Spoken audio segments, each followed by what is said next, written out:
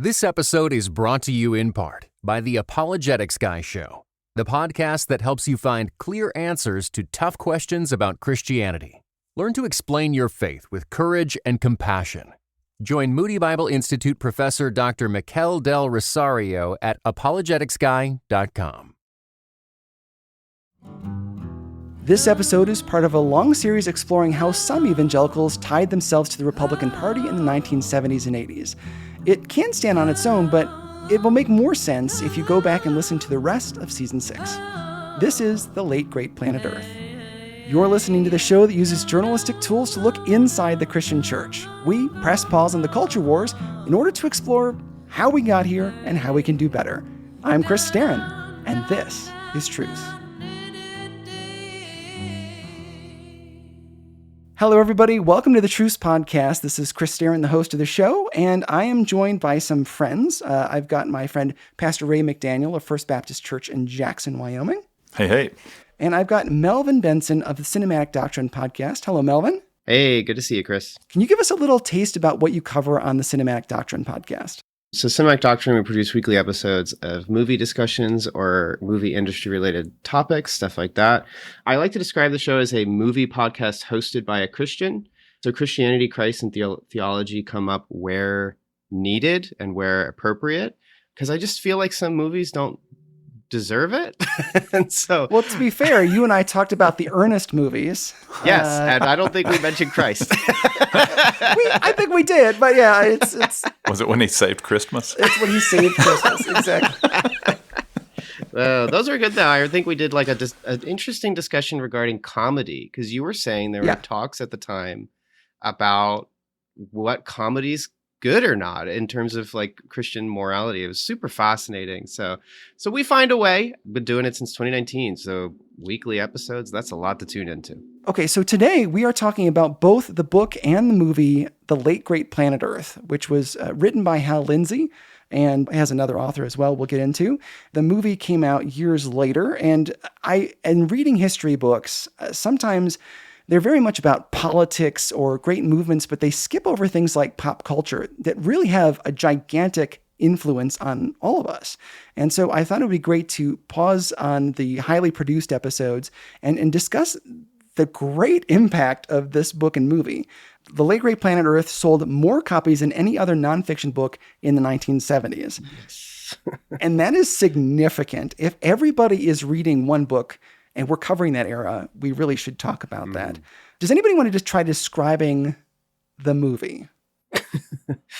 Oh boy. So I can jump into that. So it's, in short, it is like a docudrama. It is partially talking heads, and then mostly just like imagery of like modern day events, all kind of strung together through like a singular narrative line. That singular narrative line, of course, being like, I would call it probably you could explain this better, Chris, but snippets from the book. It sounds like there might be some stuff that might have been truncated or trimmed down, but ultimately it's the book with like slideshow presentations of events, and then Hal Lindsey putting his leg on like a stool and looking at you right in the eyes and telling you about stuff. So very easy to engage, very plain, and then sensational as well. So it was 90 minutes, real quick. What were your general impressions of the film? Well, I definitely want to hear what the two of you guys thought, but I wanted to go back and see what Siskel and Ebert thought at the time. Oh my. So I was able to find a video of their episode of Sneak Previews at the time. This is the, if anybody listening is old enough to remember, it's the one where they talk about American Graffiti, Beyond and Back, Caravans, Ice Castles, Same Time Next Year, which sounded like a great movie, and Late Great Planet Earth. They had a section of their show called Dog of the Week, and it was where each one would mention one movie they saw that week that they did not like. And Late Great Planet Earth was Siskel's Dog of the Week. And he says, I quote, with a wry smile, "What a lot of nonsense." So that was a very interesting thing to learn, that these two titular figures of early criticism, film criticism, were not fans. But what about you guys? What did you think? So I was a child. I was born in 1971. And so the book had come out the year before I was born. And I remember it was just always there. It's all around you kind of thing. The songbook that came out based on the late great Planet Earth songbook, Spiral Bound, the choir director had the big book and we had the little books. Mm-hmm. And it sat in the rack with our hymnals. Not all the time. We did Sunday morning church, Sunday night church, Wednesday night church. And it was and I was there all the time, 100% of the time. never not there. But it was a kind of a special music sort of thing to hear from the late great Planet Earth songbook. I remember going to church and they said, next week, instead of meeting here, we're going to all go to LaGrange, Georgia. And we're going to go to the such and such theater in LaGrange, downtown on the square. And we're going to watch the late great Planet Earth. Oh, wow. And that's how I was introduced to this. Now, it was always there, the songbook, Redemption Draweth Nigh was the song that I remember the most. And I have it sitting in front of me. I could sing it, but I probably won't. It was the whole church. And it's the first time I remember getting out of, like all of us as a church, going somewhere else. Maybe an associational meeting, but you don't take kids to those. But I was 6, maybe 7. 6, I think, when it came out. I remember going. I remember holding on to my dad's hand. He's a tall, big guy. So I hold his hand. My mom's tiny, and I'm walking next to her. And we go into this darkened theater. And instead of church, we watched the late great Planet Earth. Yeah. And so I know the passages from the Bible that were quoted, snippets of Jesus's apocalyptic narratives from the Olivet Discourse. And I've known those, I've heard those, but I haven't heard those with helicopters and tanks. Yeah. And Orson Welles' voice, right? Orson Welles was narrating.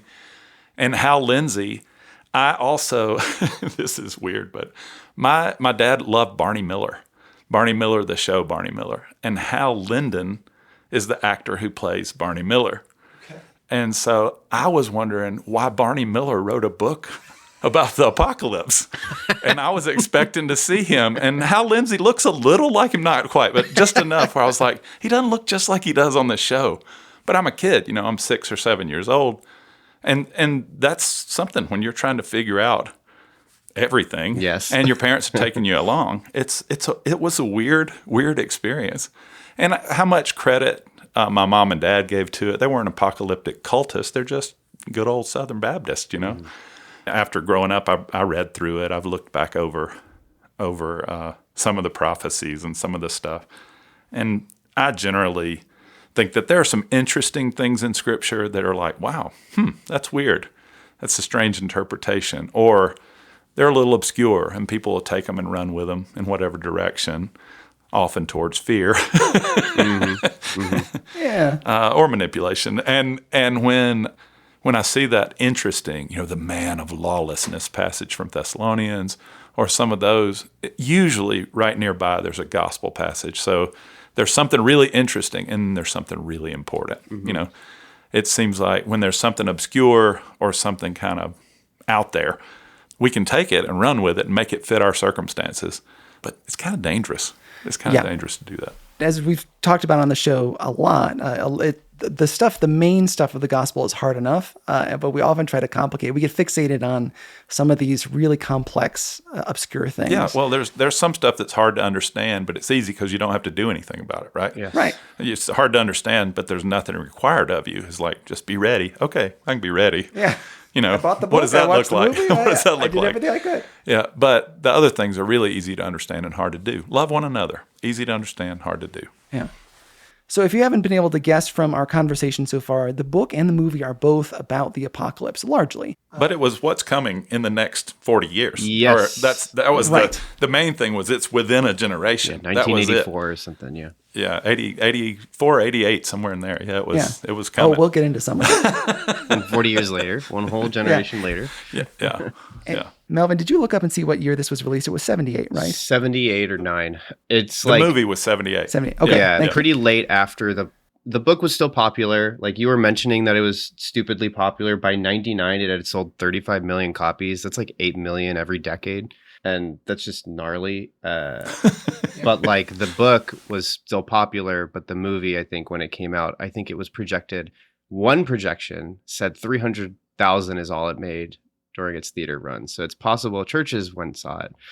Nobody else saw it. So, but the book was clearly big. That's another interesting thing about the sort of underground nature of these books and movies. And in that era, Christian films, yeah, they were sometimes shown at theaters and things if they were rented out, but more often than not, they were shown in church basements or, in a sanctuary or something on 16 millimeter film. And so they don't get counted in the box office receipts that, a big Hollywood film would be in. Yes. Yeah. And so that's another way that these kinds of films and books would go under the radar and be missed by the popular culture at large. Kind of in a way that sort of social media conspiracies are now, not to say that Christian movies are social media conspiracies. I used to make Sound Christian of Freedom films. last year. Yeah, exactly. I used to make Christian films, and one of the ways that we were able to pay off the budget of the film was by hosting screenings, and we would do that by trying to tour around various churches. It's actually a pretty standard practice, much more so now that it's so much cheaper to do that than it was to send around a 16 millimeter copy of a film. And we did the 16 millimeter thing too. Like if we had a middle school, high school church lock-in, we're going to watch A Thief in the Night, or we're going to watch one of those other Larry Norman's music behind some really scary thing. We did that. Yeah. It's part of the culture, that side. I actually wanted to know from you guys, did it seem weird to you that Orson Welles was in this film?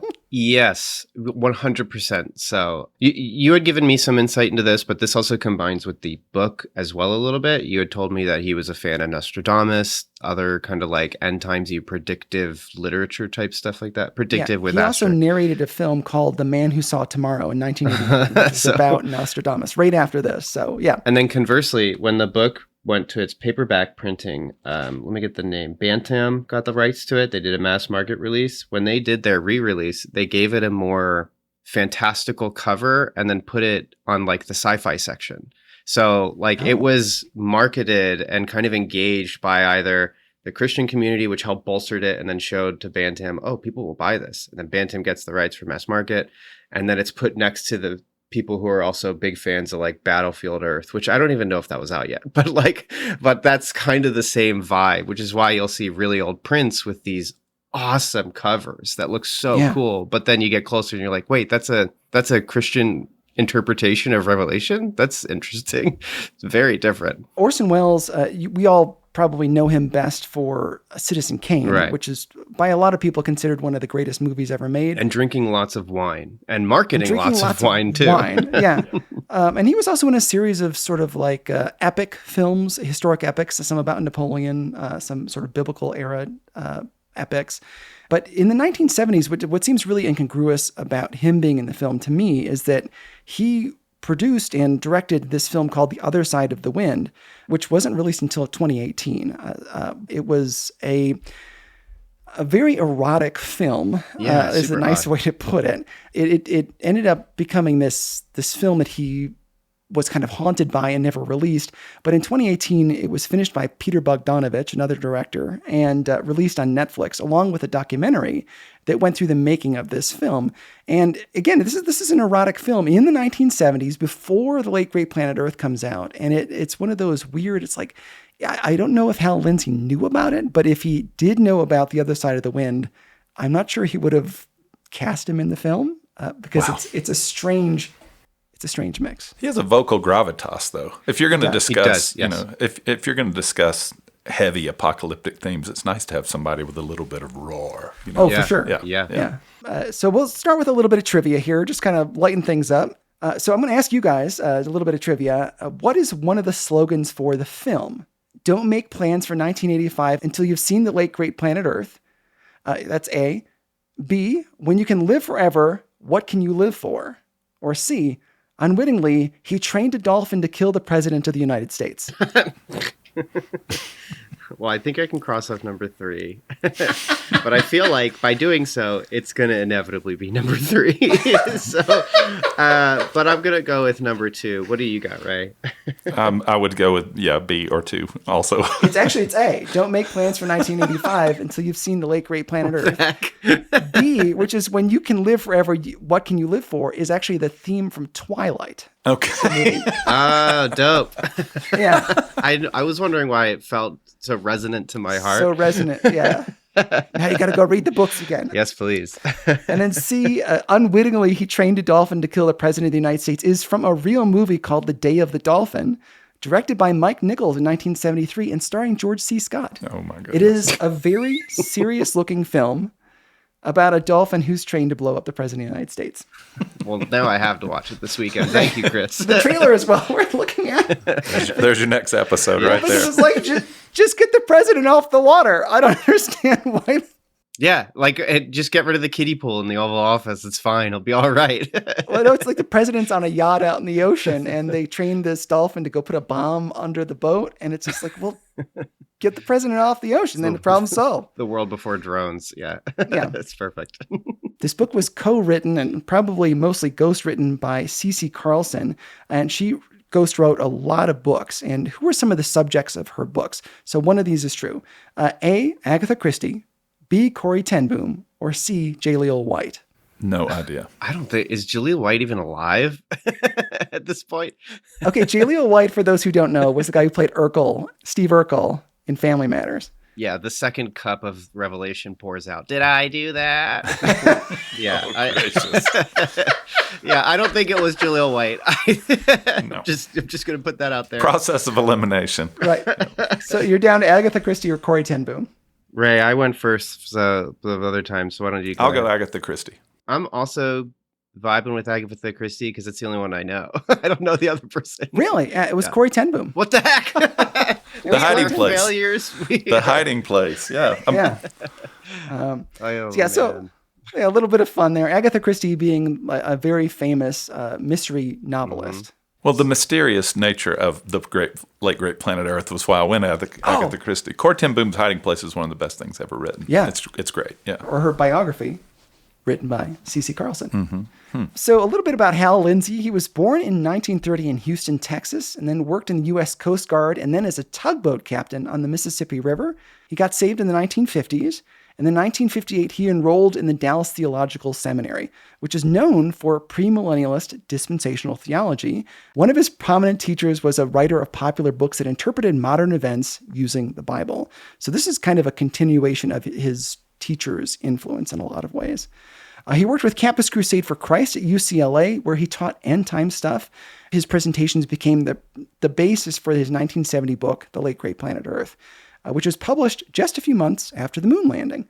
And it came out in a time where religious books really boomed.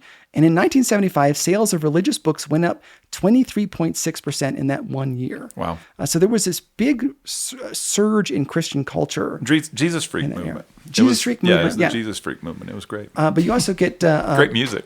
Yeah. You get books coming out by like Tim and Beverly LaHaye. Some of the other books that we've talked about this season about women's issues, what it means to be a godly woman. There's this big surge in Christian culture going out. His fellow students at the Dallas Theological Seminary actually criticized Lindsey for essentially repackaging lectures that they'd heard in seminary and things they learned about John Nelson Darby, who kind of packaged together premillennialist dispensationalism in the 1800s. And for more information about that, you can learn about it last season. We had some episodes about premillennialist dispensationalism. Not all evangelicals are premillennialist dispensationalists, which is worth noting, but this kind of fits squarely within a certain subsection of evangelicalism. So what was the beginning of the movie? Do you guys remember the whole thing at the beginning with that guy running away from a crowd? Yeah, I was shocked by the introduction of the film just because it sets itself up for, and I'm not saying I'm criticizing, it just sets itself up for criticism. So to describe the opening of the film, I don't know if the book opens with a similar vibe, but the movie starts with an old man running away, and he's being chased by these other guys. And then we realize the other guys have stones in their hands. And this guy keeps running, and he finally climbs this like mountain. He gets to the very top and he falls off. And then the men go down there. They see he's like, quote unquote, maybe dead. And to add insult to injury, they stone him and then they move on. Not graphic, but contextually, we're like, okay, they killed him. Orson Welles walks over, the time traveler that he is, and he says, this is what happened back in the time when false prophets prophesied and they didn't come true. I don't quite remember I fact checked some stuff. I don't know why I didn't fact check this. What happens if you were a false prophet at the time? Stoning. Yeah, it was stoning. Stoning. Guaranteed. That's it. Yeah. But I also remember too reading, the one thing I do remember is if someone prophesies, you would fact check. And if the thing came true, keep listening. If it didn't come true, they're not a prophet. And so all that to say is the context sets it up for like, now this film is going to be about predicting what the next 40 years, we're 80 years out from that. False prophets, they get stoned. Anyways, let me spend some time telling you about some predictions I have for the next couple of years. Well, it's a really interesting thing. In the book, it's actually set up even more thoroughly, I think. But he lays down this gauntlet that he is going to have to basically abide by for the movie and the book. And so I'm going to have Melvin read quote number 1, which is from the book. Moses anticipated a problem. How would people know whether a prophet who claimed to speak God's message was a true prophet? A question that was asked of Moses is still being asked today. How may we know the word which the Lord has not spoken? Deuteronomy 18:21. And Moses gave the answer, the true test of a prophet.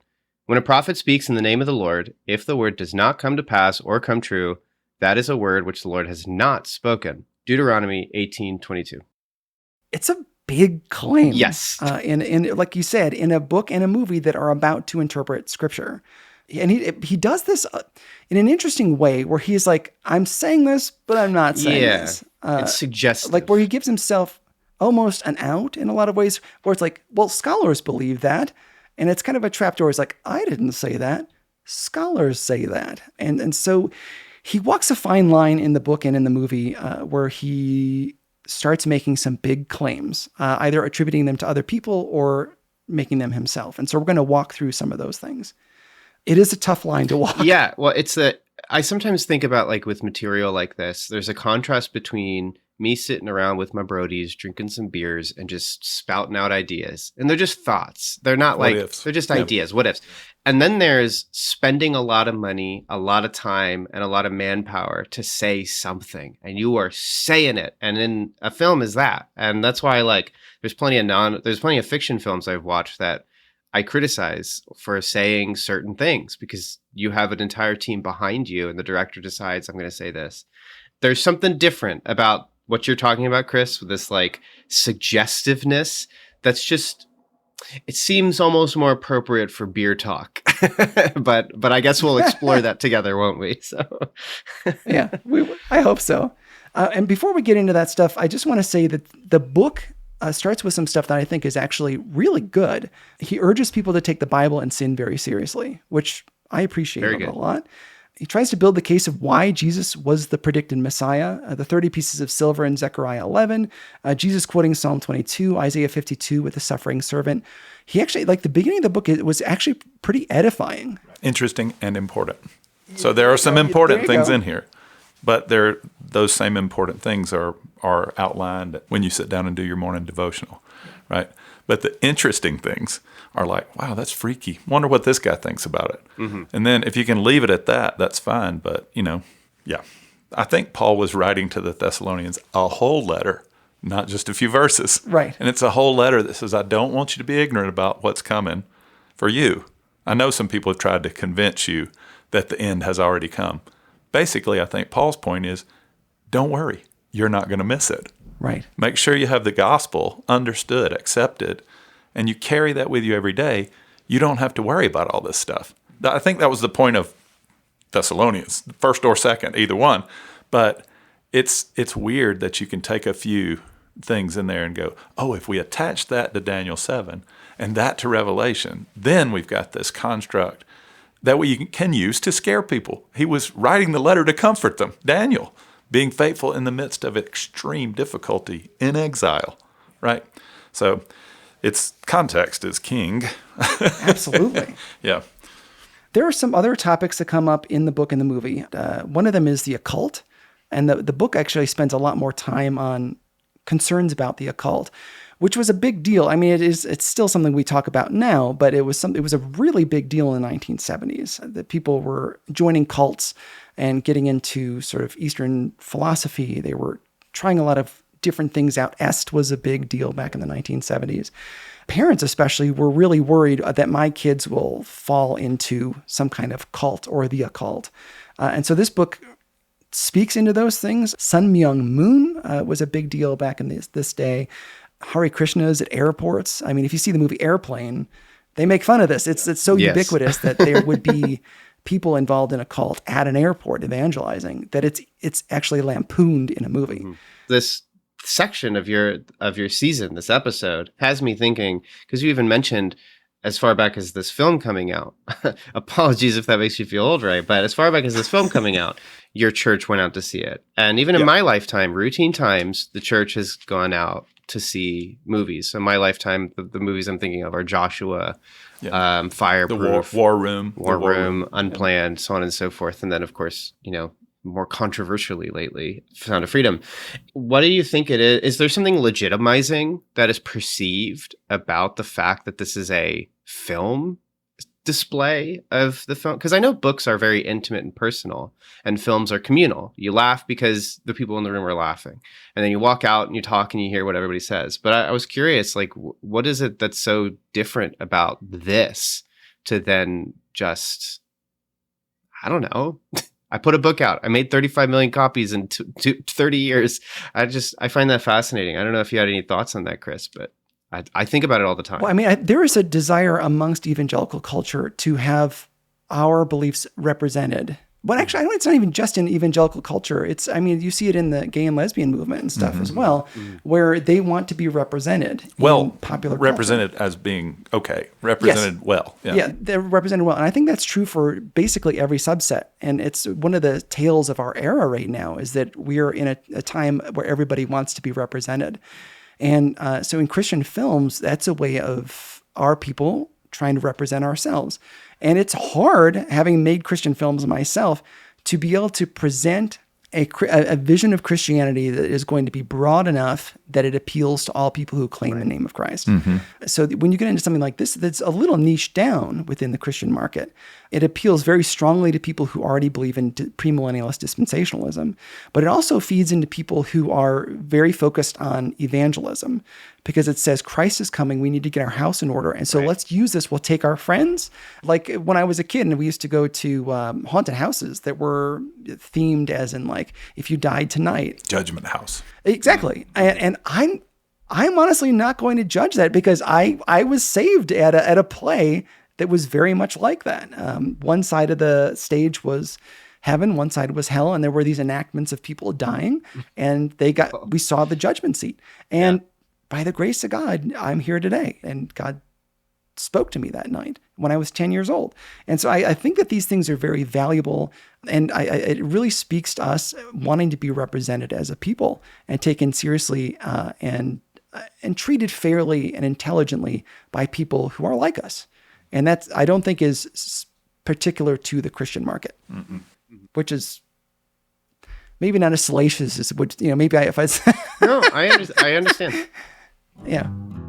The Truce Podcast will return in just a few moments. While you listen to the ads, why not leave a positive review on your podcasting app? It really helps people find the show. Okay, here we go.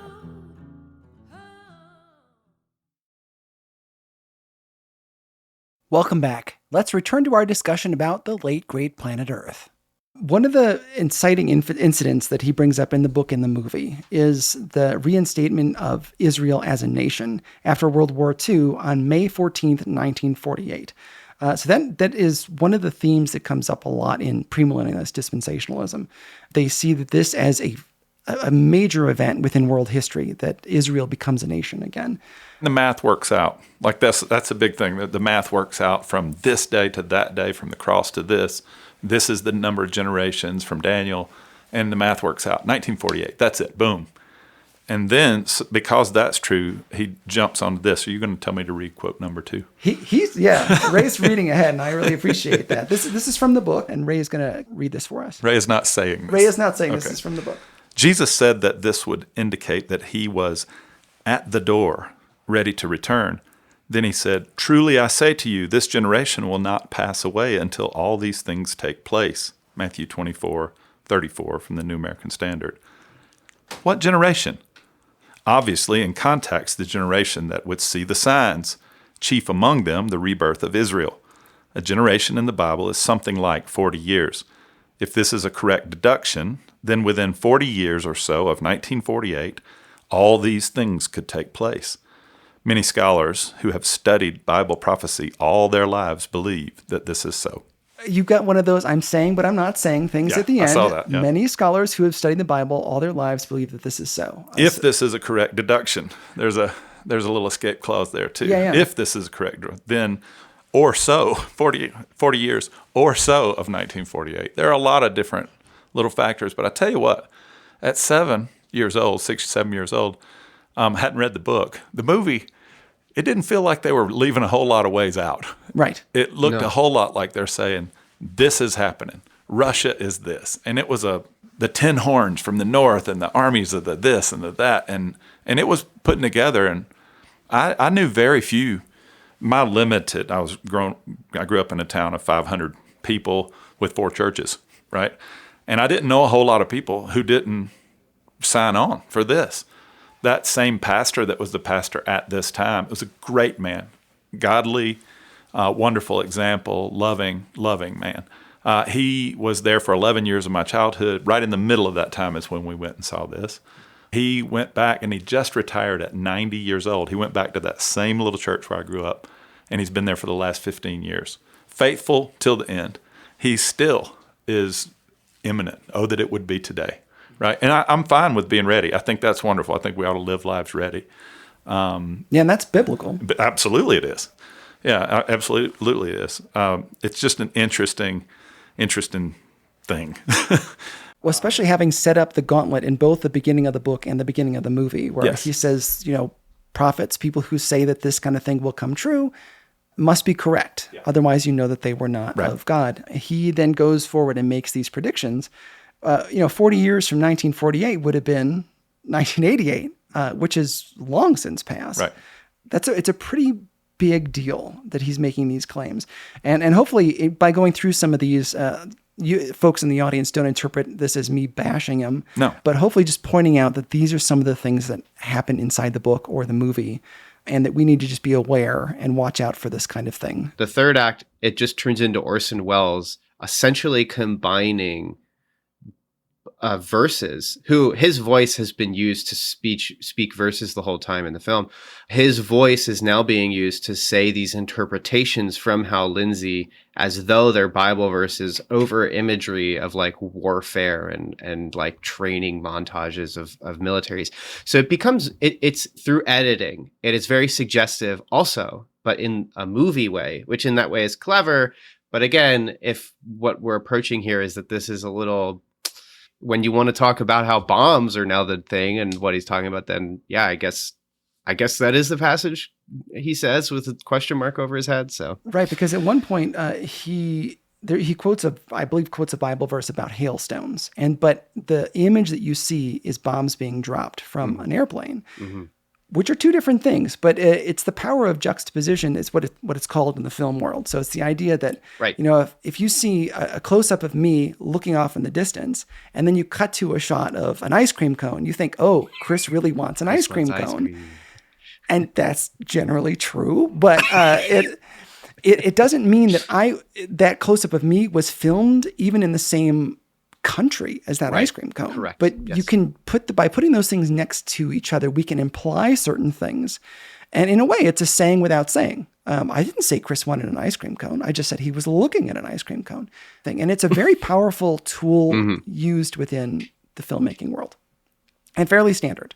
It's used all the time. yes. Yeah. Totally normal. Yeah. Convention of the form. Yes. Yes. Like, look at that. These big words. That's a new T-shirt idea. Convention of the form. It'll just be for those people. That's kind of a dope. That's like a dope album name too. Dark black metal band or something. Convention of the form. Yeah. So the book and the movie all rights both reserved. Yeah. come out in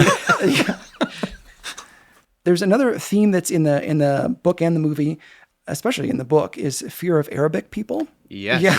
Yes, it's definitely there. That Egypt will be a leading player in the Southern Alliance and that they will bond with Russia. He says that the president of Egypt, who at the time was Nasser, and this is in the book, wanted an Arab socialism, and that he was a man who would unite a coalition. He specifically calls out Nasser. So, Melvin, can you go ahead and read quote number 4?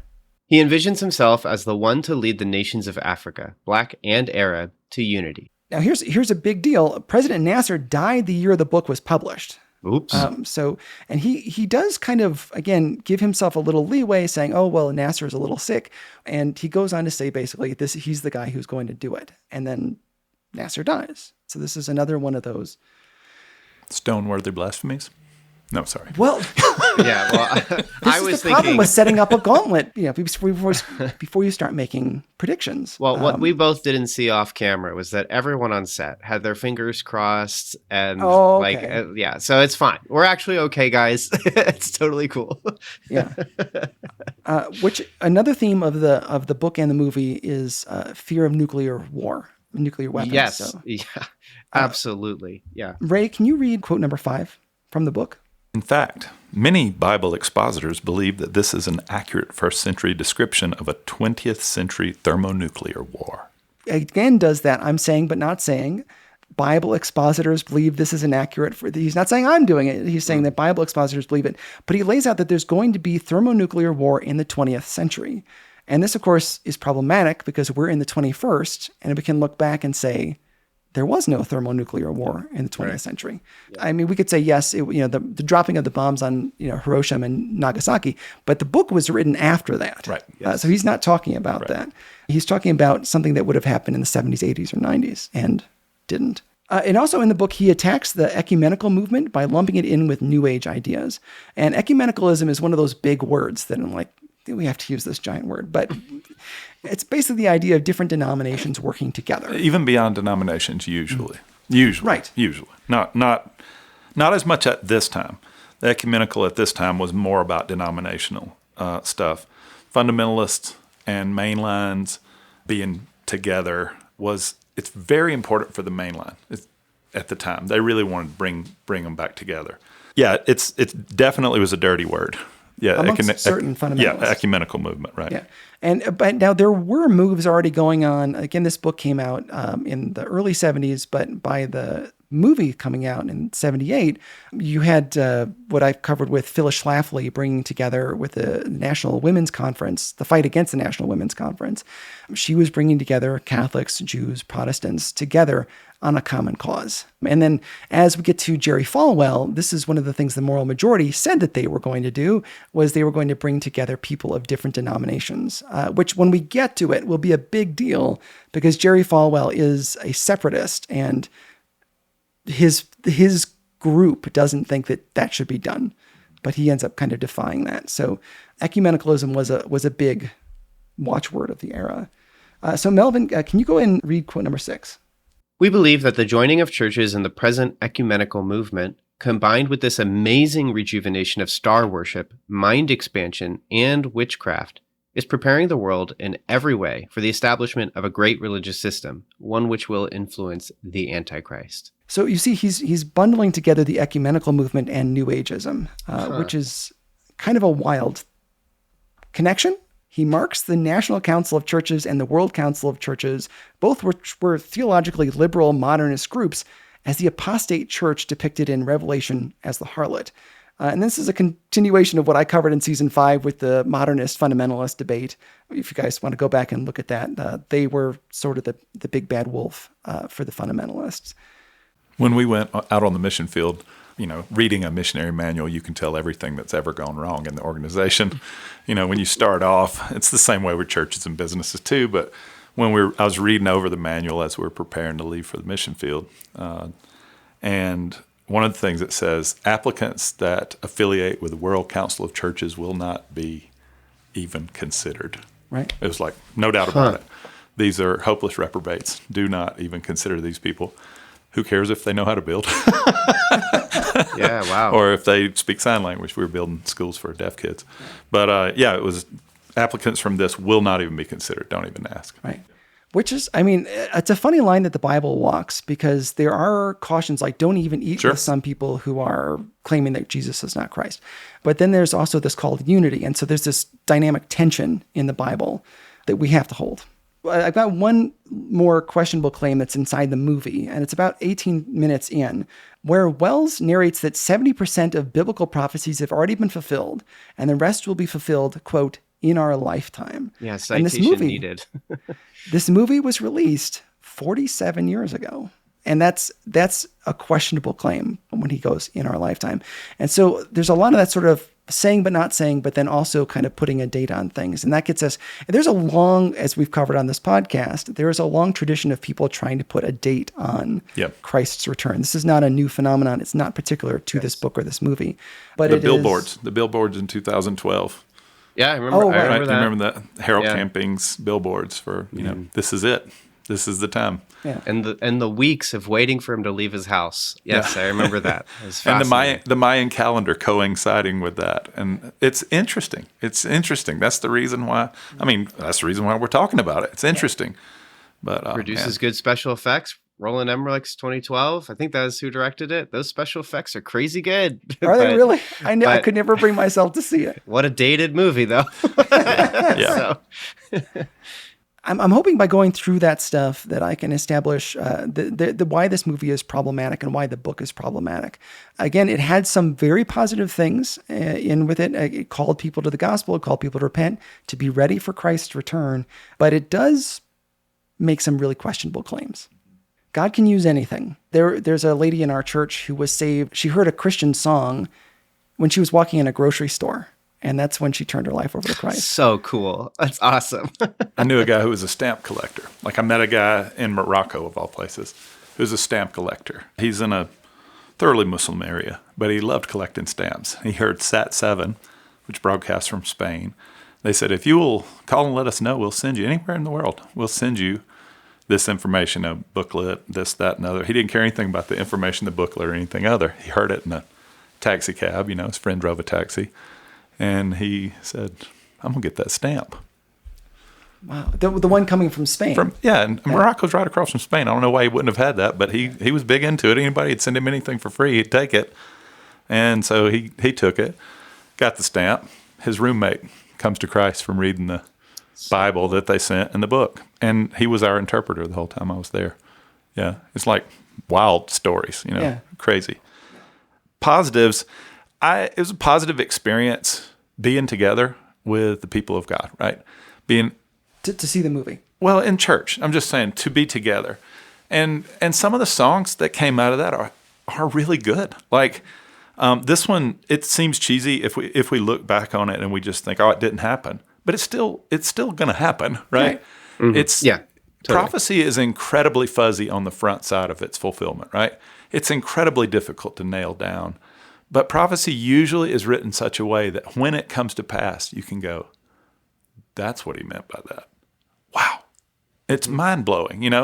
When Jesus launched into Olivet Discourse in Matthew 24, it was in response to the disciples saying, look at how pretty the temple is.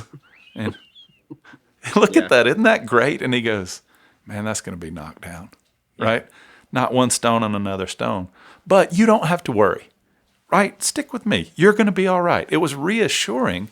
It wasn't scary. It was for disciples. It wasn't scary. So this song, I might start singing it even if I didn't mean to. Go for it. But it's Redemption Draweth Nigh. And it's from that songbook we talked about. And it says, years of time have come and gone since I first heard it told how Jesus would come again someday. If back then it seems so real, then I just can't help but feel how much closer his coming is today. The signs of the times are everywhere. There's a brand new feeling in the air. And keep your eyes upon the eastern skies.